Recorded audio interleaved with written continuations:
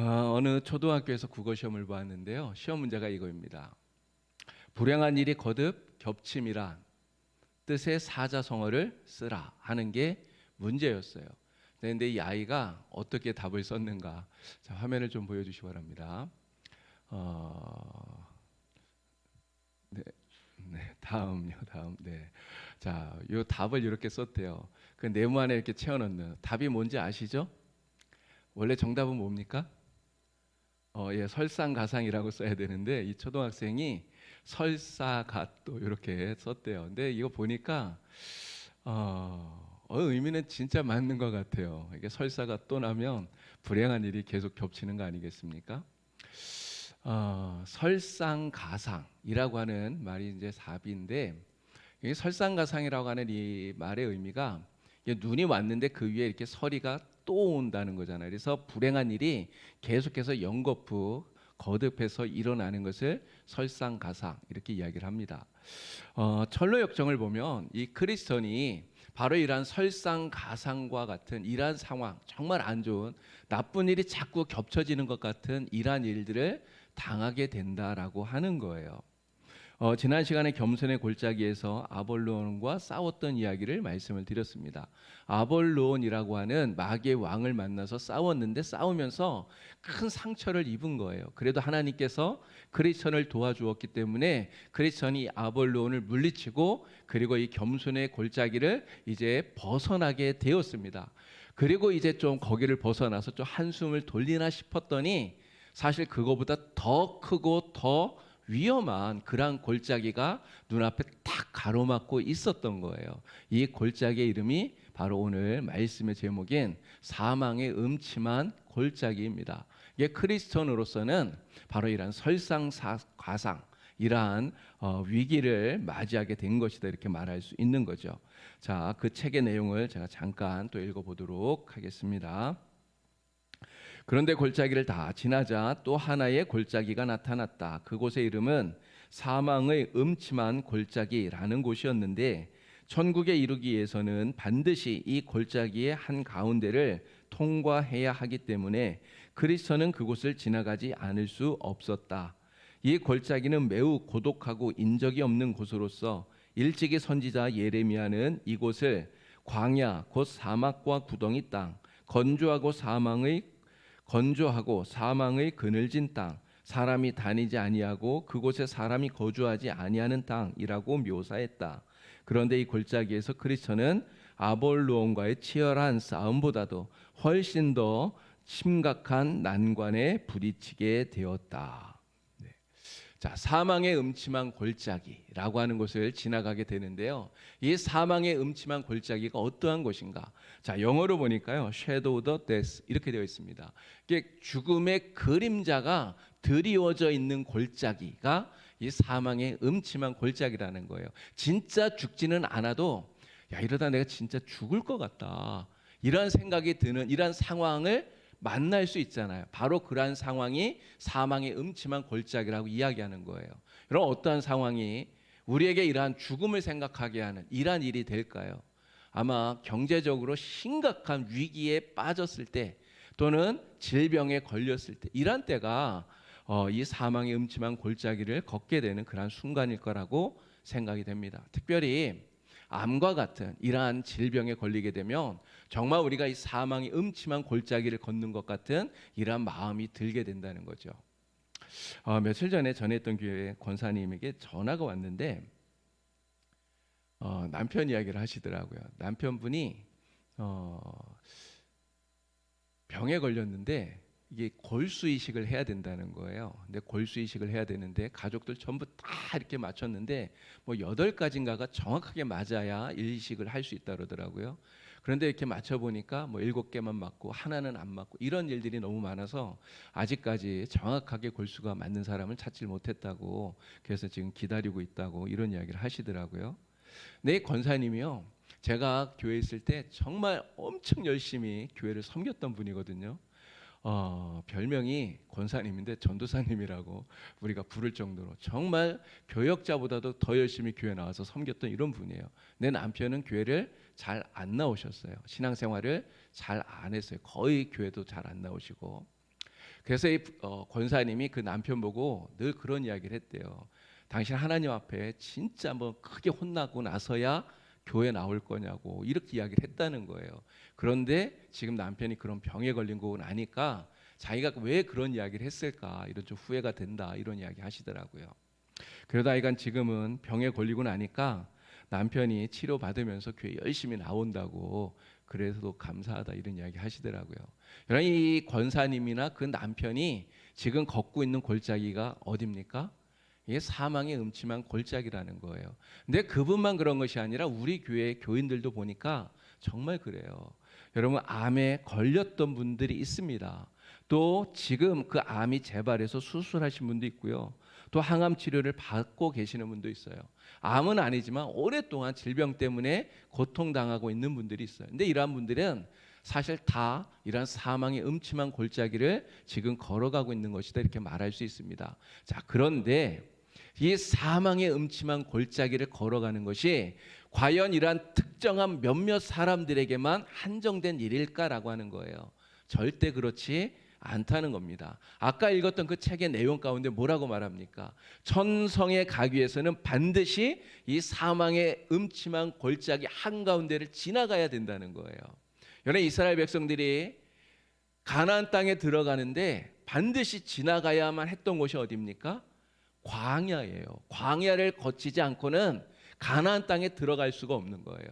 우리가 하나님의 나라를 향하여 가는데 하나님 나라 들어가기 위해서는 반드시 거쳐야 되는 곳, 통과해야 되는 곳이 이 사망의 음침한 골짜기라고 하는 것입니다.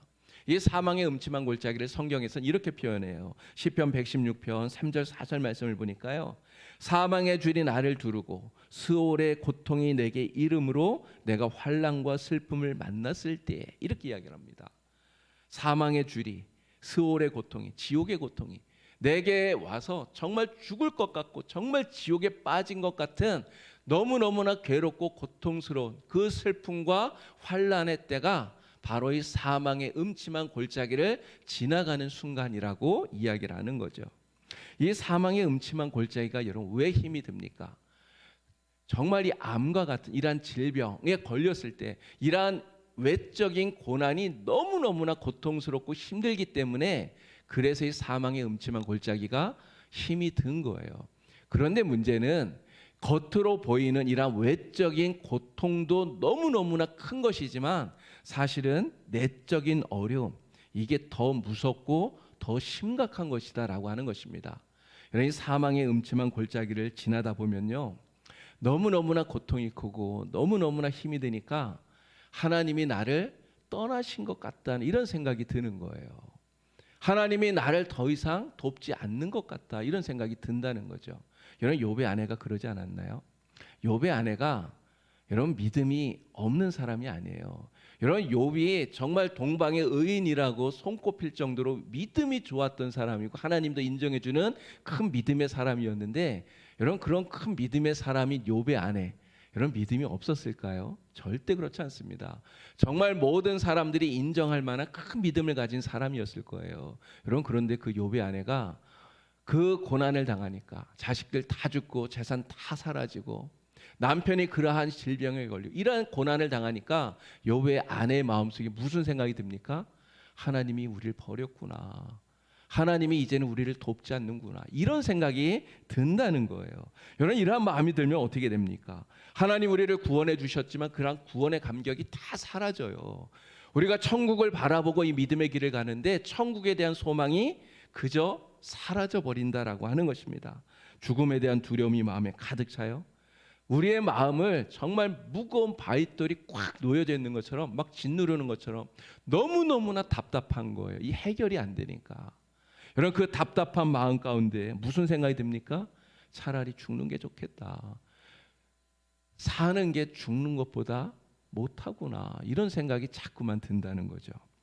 이 사망의 음침한 골짜기 외적인 어려움도 문제가 되지만 우리의 마음속에 이런 내적인 이 어려움이 더 큰 문제가 된다는 거예요.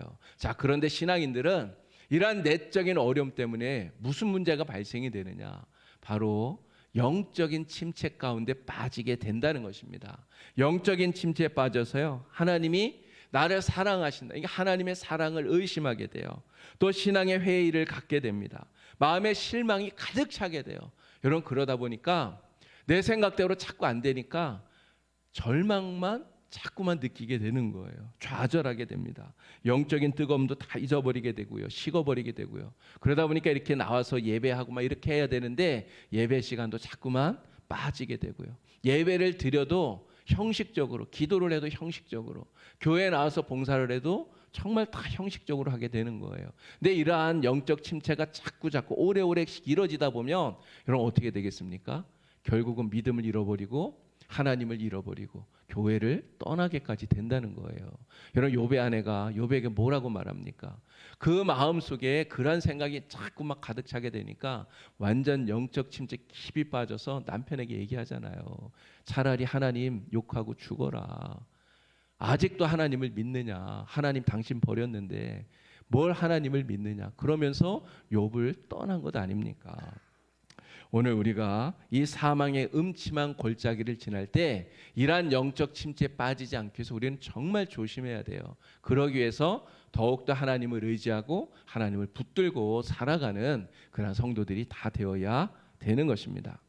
자, 이 철로 역정을 읽어보면요, 이 사망의 음침한 골짜기, 이제 아까 읽었던 부분은 이 사망의 음침한 골짜기에 딱 들어가기 전까지를 읽은 거예요. 그런데 실제 그 앞에 딱 갔을 때 이 크리스천이 앞에서 되돌아오는 두 사람을 만나게 됩니다. 이 두 사람이 누구냐면, 이 사람들은 이 사망의 음침한 골짜기 입구까지 갔는데 그 안에 펼쳐지는 너무너무나 그 무섭고 두려운 이런 위험들을 보고 두려운 마음에 뒤돌아서서, 야, 이거 더 이상 가면 우리 죽는다, 가지 말자 해서 되돌아 나오는 사람들이었던 거예요. 이 되돌아 나오는 두 사람을 만나게 됩니다. 여러분, 이 사람들은요, 우리 지난번에 이야기했던 아름다운 집을 거쳐간 사람들이에요. 거기를 거쳐서 겸손의 골짜기도 다 지나간 사람들이에요. 그리고 이 사망의 음침한 골짜기 입구까지 간 사람들이에요. 여러분, 무슨 이야기입니까?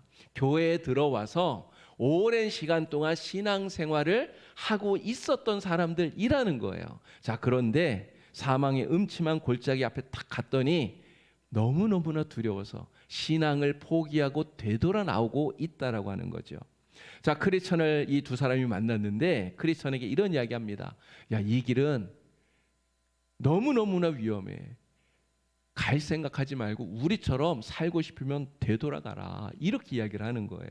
그러면서 이 골짜기에는 칠흑 같은 어둠이 있고 온갖 귀신과 괴물이 득실거리고, 이 골짜기 안에는 여기 지나가다가 구덩이에 빠진 사람들이 막 신음하며 울부짖고 고통스럽게 내뱉는 이러한 신음소리로 가득 차 있다, 막 이런 이야기하면서 우리처럼 빨리 돌아가라, 이렇게 이야기를 하고 있다는 거예요.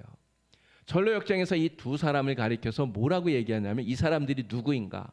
바로 민수기 13장에 나오는 가나안 땅을 정탐하고 돌아와서 그 가나안 땅에 대해서 악평했던 바로 그 사람들의 후손, 자손이다, 이렇게 이야기를 하고 있어요.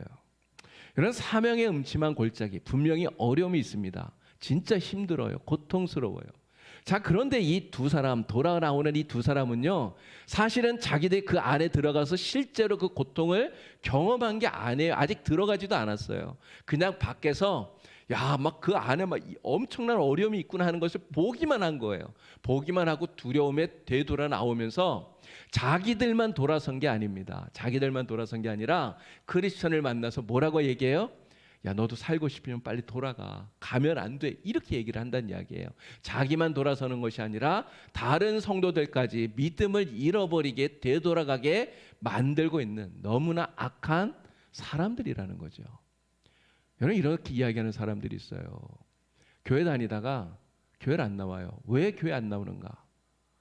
이런 이야기하는 거예요. 야, 내가 우리 옆집 어떤 아줌마 보니까 이 아줌마 얼마나 교회를 열심히 다니든지 진짜 막 교회에서 살던데, 근데 그 집 진짜 쫄딱 망했어.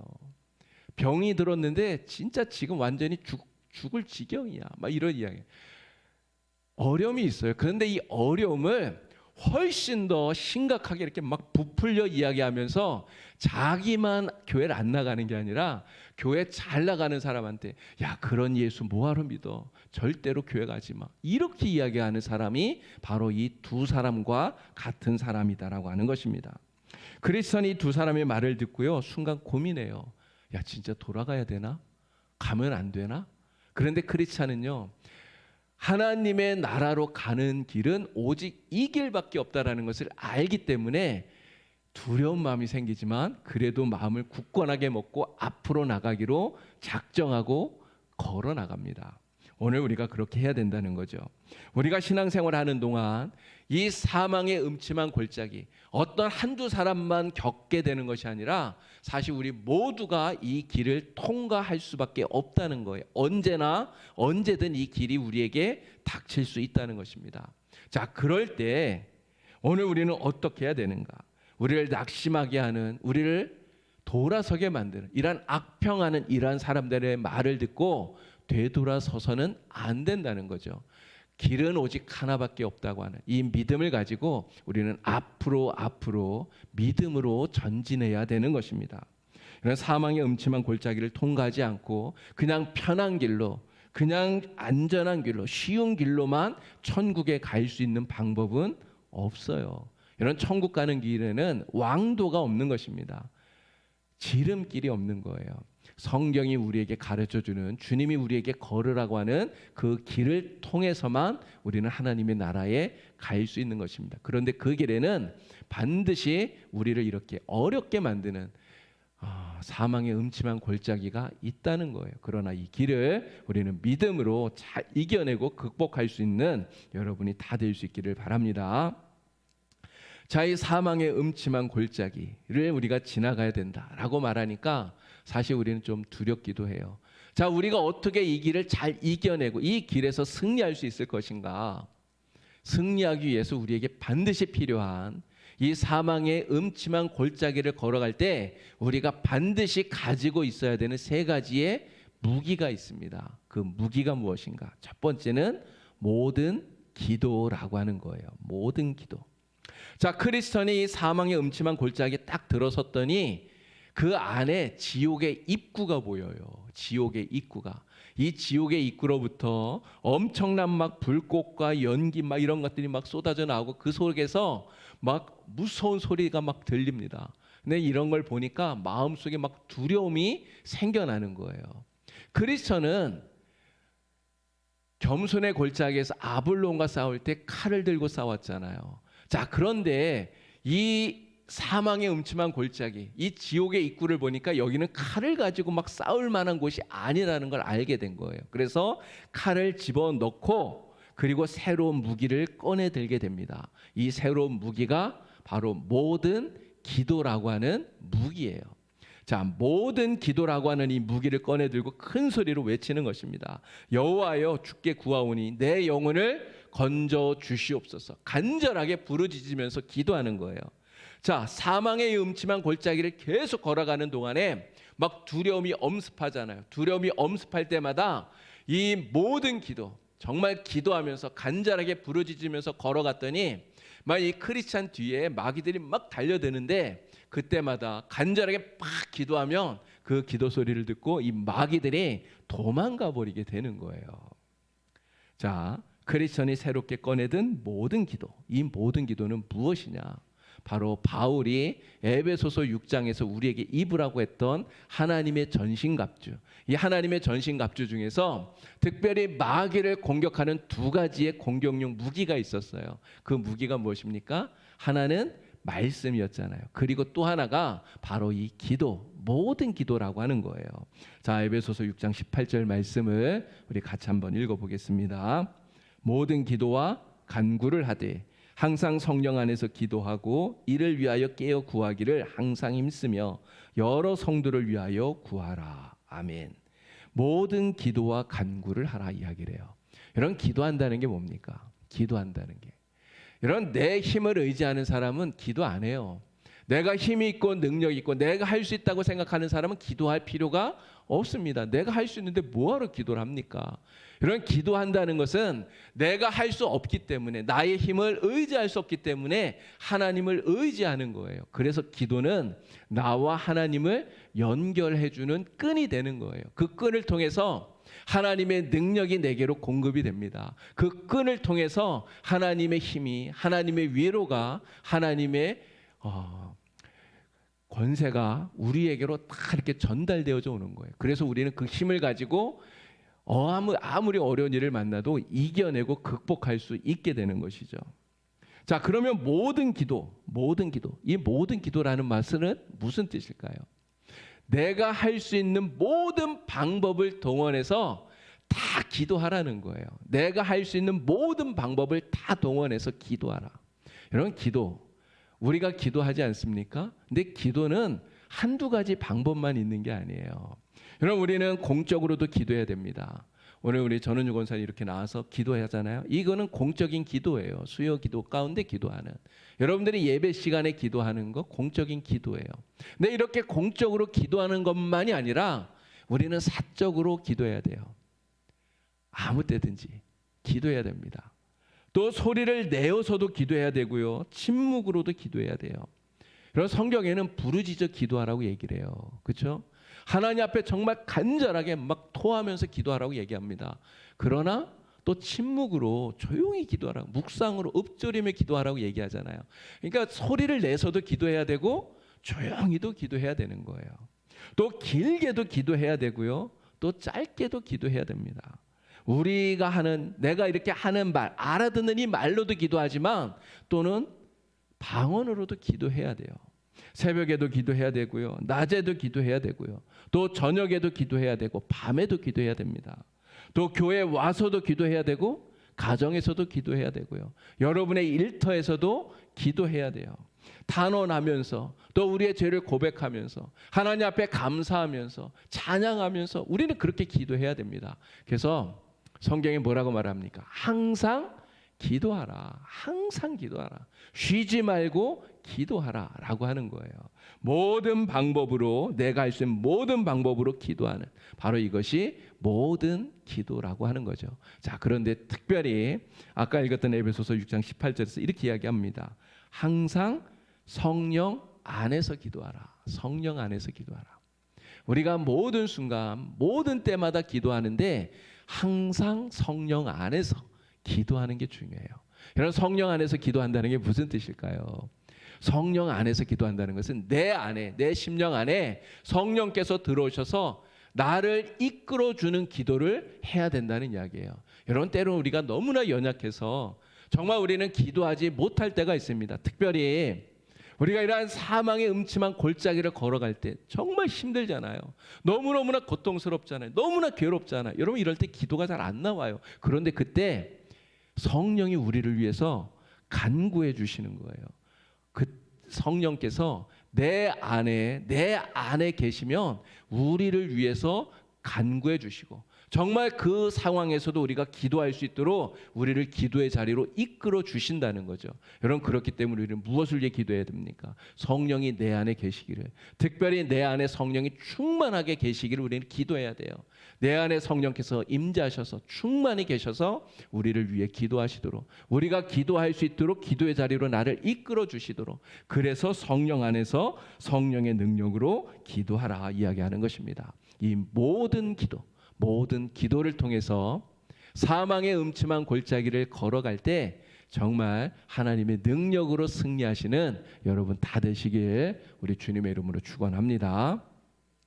사망의 음침한 골짜기를 걸어갈 때 우리가 여기에서 이기기 위해서 또한 필요한 무기, 두 번째 무기는 무엇일까요? 하나님께서 우리에게 주신 약속의 말씀입니다. 자, 크리스천이 이 모든 기도, 막 이렇게 기도하면서 마귀를 물리치면서 이 사망의 음침한 골짜기를 막 걸어가요. 마귀들이 달려들 때 막 기도하니까 마귀들이 도망을 가요. 그런데 여전히 크리스천의 마음속에 아직 그 불안함이 떨쳐지지를 않는 거예요. 왜 불안함이 떨쳐지지 않습니까? 지금 이 사망의 음침한 골짜기를 걸어가고 있는데 언제 이 골짜기가 끝이 날는지를 모르는 거예요. 얼마나 더 가야 끝이 날지 끝이 보이질 않아요. 여러분 그러면 진짜 답답하지 않습니까? 터널을 지날 때 짧은 터널은 금방 탁 지나가니까 괜찮은데요. 이런 그 폐쇄 공포증 이런 거 갖고 있는 사람들은요, 막 터널이 막 몇 킬로씩 긴 터널들 있잖아요. 이런 터널들 지나갈 때 굉장히 가슴이 답답하고 막 이런 것들을 느낄 거예요.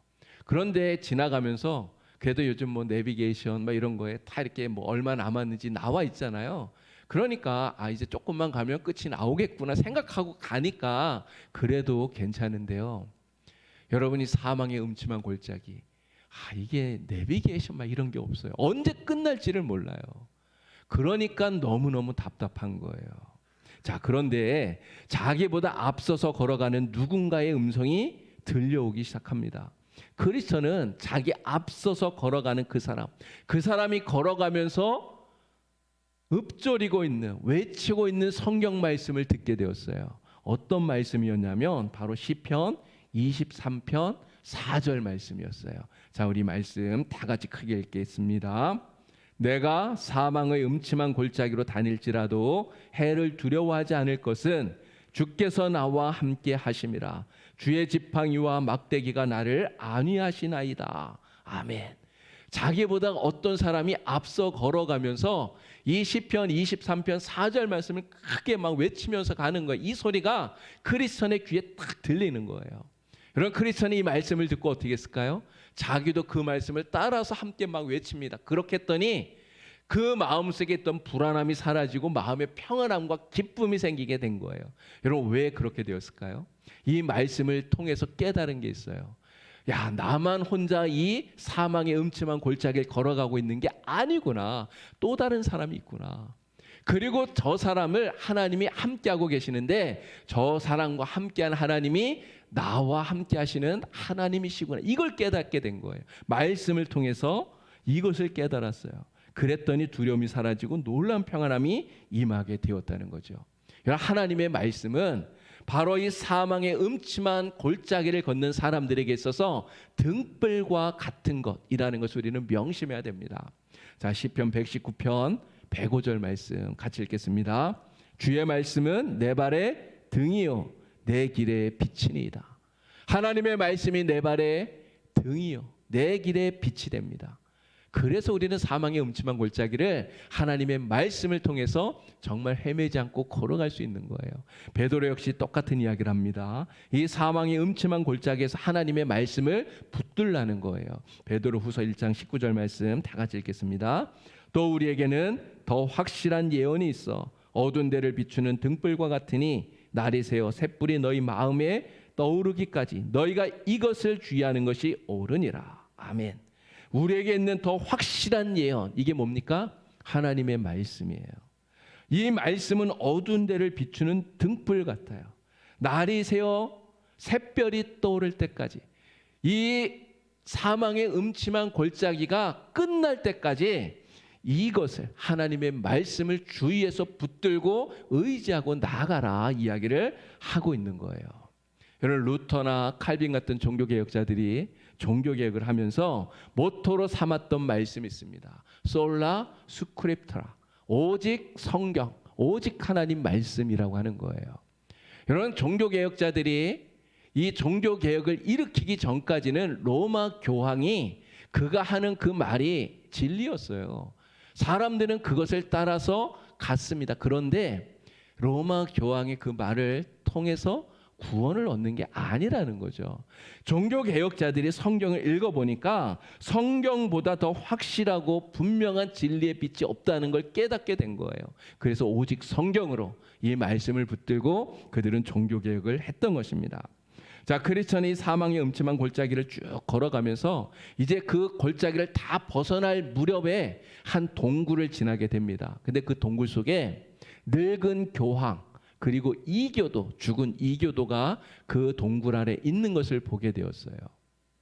이 늙은 교황, 말씀드린 것처럼 이 교황의 앞에는 이렇게 보면 막 이렇게 뼈 같은 게 막 있어요. 이게 지나다니는 많은 사람들을 이 늙은 이 교황이 해했다라고 하는 것이죠. 잔인하게 학살을 했다는 거예요. 이게 교황의 인도를 따랐던 많은 사람들이 구원받지 못하고 오히려 망하는 길로 가게 되었다는 것을 보여주고 있는 것입니다. 자, 그런데 크리스천이 이 늙은 교황 앞을 지나가는데 이 늙은 교황이 크리스천을 별로 해코지를 하질 못해요. 이게 철로 역정에서 존 버년이 왜 이 교황을 늙은 교황, 늙은 거인 이렇게 표현을 하는가? 또 죽은 이교도와 왜 함께 있는 것으로 표현하냐면 늙은 교황은 바로 이 죽은 이교도와 마찬가지다라고 하는 것을 이야기하는 거예요. 여러분, 이교도가 무엇입니까? 하나님 외에 다른 길을 이야기하는 거예요. 하나님 외에 다른 길로서는 구원받을 수 없다고 하는 것. 그런데 교황의 가르침을 따라가는 것, 바로 이 이교도와 똑같은 것이다라고 하는 거죠. 교황을 통해서, 사람의 법을 통해서 구원을 받는 게 아니다 라고 하는 것을 보여주고 있는 거예요. 근데 이것은 오늘도 마찬가지라고 생각이 됩니다. 이런 교회에서 목사가 하는 일이 무엇입니까? 하나님의 말씀을 제가 이렇게 전하잖아요. 하나님의 말씀을 여러분들에게 전달합니다. 성도들에게 신앙을 지도하고 이끌어 줍니다. 그런데 여러분, 목사의 말이 진리일까요? 그렇지 않아요. 여러분, 제가 하나님의 말씀을 전하지만 제가 하는 모든 말이 다 옳다고 여러분 생각하시면 안 돼요. 저도 틀릴 때가 있고 잘못 전할 때가 있고 그렇습니다. 제가 이렇게 설교하면서 혹시 잘못된 거 이야기하면 여러분, 이거 좀 틀린 것 같다 생각되는 거 있으면 저한테 말씀을 해주셔야 돼요. 여러분, 그 이단이나 사이비 교주들 있잖아요. 여러분, 그 사람들이 왜 문제가 됩니까? 하나님 말씀처럼 자기 말을 받들게 하기 때문에 그런 거예요. 이단과 사이비 교주들이 이야기하잖아요. 내 말이 진리야. 나를 따라와. 그럼 너희는 구원받아. 여러분, 누구라도 그렇게 말하는 사람 있으면 절대로 따라가면 안 됩니다. 우리가 진짜 믿고 의지하고 따라가야 될 것은 무엇입니까? 오직 하나님의 말씀이에요. 하나님의 말씀을 붙들고 사망의 음침한 길을 우리는 걸어가야 돼요. 그러면 하나님의 말씀이 사망의 음침한 골짜기에서도 우리의 길에 빛이 되고 등이 되고, 그래서 우리의 길을 인도해 주고요, 우리를 안전하게 지켜줍니다. 우리의 마음에 평안함을 주고 용기를 주고 희망을 주고 두려움을 물리치게 만들어 주는 거예요.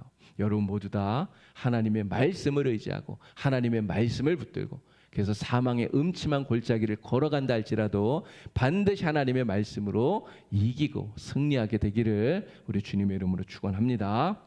자, 마지막 세 번째, 사망의 음침한 골짜기에서 우리에게 필요한 무기, 바로 주님의 승리를 믿고 이 믿음으로 드리는 그 믿음의 찬양이 사망의 음침한 골짜기를 이기게 하는 아주 귀한 무기가 된다는 거예요. 자, 크리스천은요, 사망의 음침한 골짜기를 벗어나니까 하나님께 감사의 찬양을 드려요. 뭐라고 찬양하냐면 이렇게 찬양합니다. 오, 얼마나 놀라운 세상인가. 이곳에서 만난 끔찍한 공경에서 날 지켜주셨으니 어려움에서 날 건져주신 그 손길을 찬송하리라.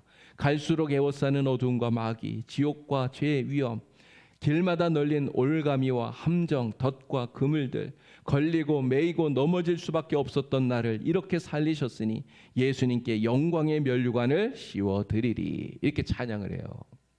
주님께서 주시는 그러한 승리를 믿고 믿음으로 드리는 찬양이 바로 이 사망의 음침한 골짜기를 이기고 승리하게 만드는 귀중한 무기가 된다라고 하는 것입니다. 이런 사도 바울이 2차 전도 여행을 할 때요, 원래는 아시아 쪽으로 가려고 그랬잖아요. 그런데 성령께서 유럽으로 방향을 틀게 합니다. 그래서 갔던 마게도냐 첫 번째 성이 어디입니까? 빌립보잖아요. 빌립보에 가서 전도하면서 점을 치는 한 여종, 귀신 들린 여종을 고쳐주었어요. 그랬더니 어떤 일이 벌어졌습니까? 그 여종의 주인이 화가 막 잔뜩 나가지고 자기가 이 여종 때문에 돈을 많이 벌었는데 이제 돈 벌 이 수입원이 사라진 거잖아요. 그래서 바울과 실라를 고발해 버립니다. 바울과 실라가 매를 맞고 착고에 차여서 감옥에 갇히게 되었어요. 이런 그 감옥 안에서 바울과 실라가 무엇을 했습니까? 뭘 했습니까? 찬양해요. 근데 사실 그 상황을 보면 찬양을 부를 만한 상황이 아니에요. 자기들이 당한 그 상황을 보면 오히려 불평하는 게 당연하지 않겠습니까? 아니 하나님, 우리가 하나님을 위해서 복음 전하려고 여기까지 와서 이렇게 고생하는데 도대체 감옥이 무슨 말입니까? 매를 맞는 게 무슨 말입니까? 이 착고가 다 뭡니까? 하나님, 이게 뭡니까? 이게 불평을 하는 게 오히려 정상적으로 보이는데 바울과 실라는 불평하지 않는다는 거죠. 오히려 그 밤에 찬양을 해요. 근데 어떻게 찬양할 수 있었을까? 왜 찬양할 수 있었을까 하는 거예요. 여러분, 왜 찬양했습니까? 그 찬양한 것은 하나님을 믿기 때문인 거예요. 자, 로마서 8장 28절, 로마서 8장 28절 말씀 읽겠습니다. 우리가 알거니와 하나님을 사랑하는 자, 곧 그의 뜻대로 부르심을 입은 자들에게는 모든 것이 합력하여 선을 이루느니라. 아멘. 여러분, 이 말씀을 누가 썼습니까? 바울 자신이 쓴 말이에요. 로마에 보내는 교회에 이 말씀을 쓴 거예요. 이 말씀 그대로 바울은 하나님을 믿는 거예요. 하나님이 뭐 하실 것을? 모든 것이 합력하여 선을 이루실 것을 믿는 거예요. 하나님께서 모든 걸 합력해서 선을 이루실 것이다 믿었더니 모든 게 다 감사하기만 한 겁니다. 이렇게 빌립보에 들어와서 복음을 전할 수 있는 기회를 갖게 하신 것도 감사하고요. 또 주님을 위해서 매를 맞고 고난당하게 하신 것도 감사하고요. 주님을 위해서 이렇게 고난받았지만 이제 감옥에 갇혀 있지만 하나님께서 이 상황까지도 다 합력해서 하나님이 놀라운 일을 이루실 것이다. 이렇게 믿으니까 그 믿음이 생기는 것도 감사하고, 이게 모든 게 다 감사한 거예요. 근데 감사하면 뭐가 나옵니까? 감사하면 찬양이 나오는 거예요. 찬송이. 아까 제가 전했던 교회 권사님이 전화해서 남편이 병들었다고 말씀드렸잖아요. 그 권사님이 그렇게 얘기하시더라고요. 처음에는 너무 힘들었대요. 정말 하나님 열심히 섬겼는데 그런 일이 벌어지니까 정말 힘들었다고. 그런데 지금은 오히려 감사한다고 이렇게 얘기하시더라고요. 왜 감사합니까? 물론 남편이 병들었지만, 아직 맞는 골수를 찾지 못했지만 남편이 매주마다 열심히 교회 나가고 신앙을 회복했다는 거예요. 그래서라도 하나님께 나갈 수 있고 신앙 회복할 수 있으니까 그래도 감사하다. 이런 감사하면 찬양이 나오는 거예요. 바울과 실라는 그래서 감사하고 찬양합니다. 자, 그렇게 찬양했더니 어떤 일이 벌어졌습니까? 지진이 나서 감옥문이 열렸어요. 감옥문이 열린 이것도 기적인데 더 놀라운 기적이 벌어집니다. 뭡니까? 빌립보의 그 간수에게 복음을 전해서 그 간수와 그의 모든 가족이 다 예수 믿고 구원받는 놀라운 역사가 벌어졌어요.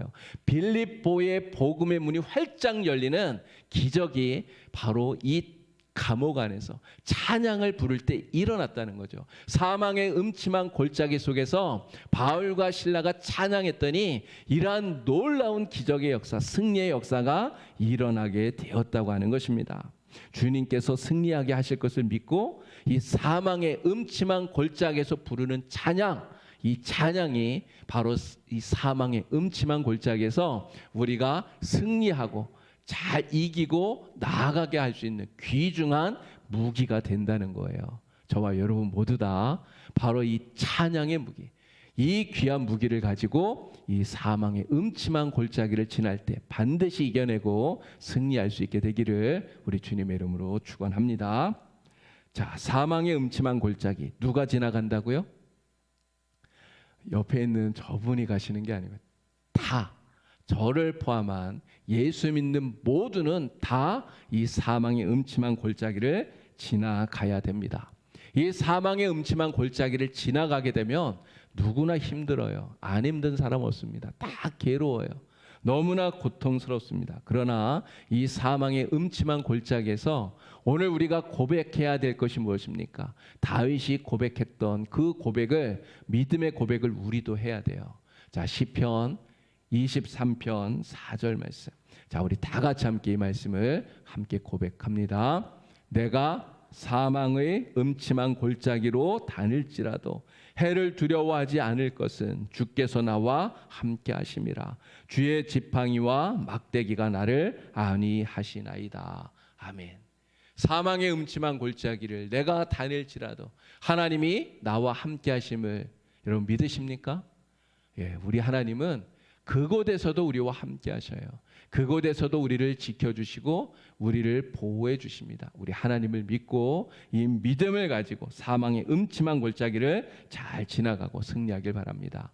자, 이 사망의 음침한 골짜기를 지나갈 때 이것을 이기기 위해서 우리에게 반드시 필요한 세 가지 무기가 있다고 여러분들에게 말씀을 드렸어요. 첫 번째 무기가 무엇입니까? 모든 기도. 두 번째 무기는 무엇입니까? 하나님이 우리에게 주신 약속의 말씀이에요. 세 번째 무기는 뭐예요? 하나님께서 우리에게 승리를 주실 것을 믿고 그 믿음으로 부르는 찬양. 바로 이 기도와 말씀과 찬양, 이 무기를 가지고 정말 나에게는 이 세 가지 무기 가운데 지금 무엇이 부족한가 여러분 잘 살펴보시기 바랍니다. 만약에 나에게 기도가 부족하다면 기도를 더 채우고요. 말씀이 부족하다면 말씀을 더 채우고 또 찬양이 부족하다면 찬양을 더 채우고 그래서 기도와 말씀과 찬양의 이 무기를 붙들고요.